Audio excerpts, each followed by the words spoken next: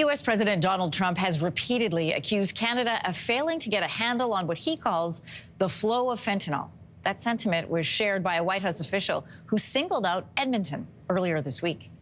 I walked out of my hotel and they had an ambulance there helping somebody who had OD'd, sadly, on fentanyl. And then as I'm walking to my restaurant, two people get in a fight with the cops.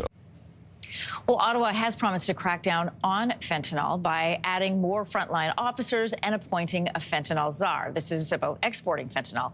But how much of the drug is actually coming from Canada? For a closer look this morning, we're joined by Christian Leuprecht, professor at the Royal Military College in Kingston and co-editor of Dirty Money, Financial Crime in Canada. Good morning. Good morning, Anne-Marie.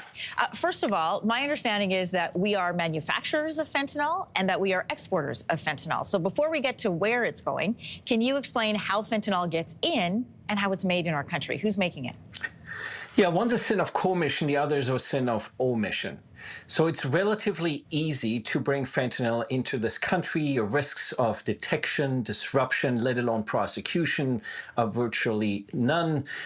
We have relatively few resources dedicated to this on either the border side, and we have relatively lax regulations and relatively lax enforcement of the regulations, and many of the precursors had not previously been scheduled substances. This has led to an overproduction of fentanyl, and that overproduction in Canada is looking for a market. So there's spillover effects to the United States. There's also spillover effects to Australia and to Europe. So these complaints are not just coming from the Trump administration. They predate the Trump administration in the United States. And there's often this cited figure of 20 pounds that were picked up. But the reality is that we don't actively have resources to look for it on the way southbound to the United States. And of course, what you pick up then is not a particularly good indication of how large the flow actually is. But it appears to be that the flow has been in decline since about 2022 southbound because there's more money and value to be made by exporting it elsewhere. So then how much does Canada contribute to the fentanyl crisis in the United States? Well, so look, there's 800,000 overdoses in the United States last year, and you can understand the frustration of the Trump administration that it feels, look, we already have a challenge on the southern border. We shouldn't have to worry about the northern border. This is a country that should have our back and that we should be able to rely on.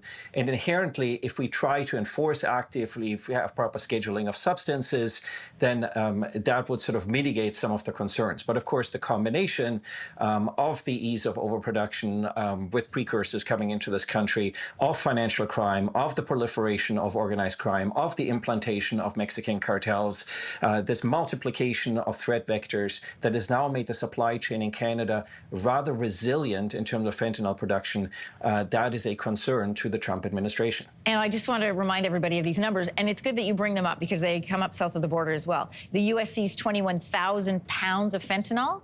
Under 43 of those pounds were seized from Canada, something important to remember. Listen, if we're manufacturing it here, and my understanding is it's mostly organized crime groups that are doing the making of fentanyl in Canada, where else is it going? Well, so this is the real tragedy, right? That the challenge is that most of it ends up in our streets, right? And the Trudeau administration has had years to respond to the fentanyl crisis in our streets.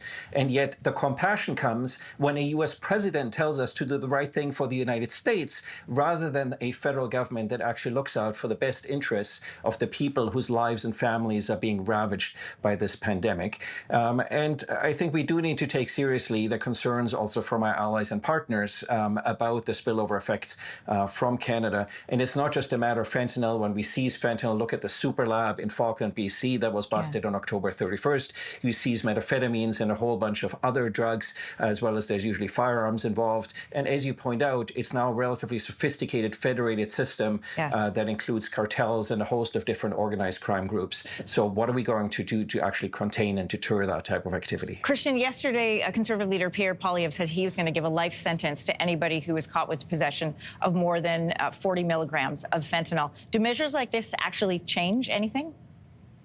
Well, I mean, inherently it has a deterrent effect, but chances are that this is not going to ultimately, it's going to require an integrated strategy where harsher measures that actually send a clear signal that certain types of activities not acceptable are simply one part of a much broader strategy to detect, deter, contain this type of activity. Christian Leuprecht, professor at the Royal Military College and co-editor of Dirty Money Financial Crime in Canada. Thanks for your time. Thanks for clearing up some fentanyl myths for us this morning. My pleasure. Have a pleasant morning. If you liked that video, make sure to subscribe to the Your Morning YouTube feed, where you can find all kinds of new content posted every weekday morning.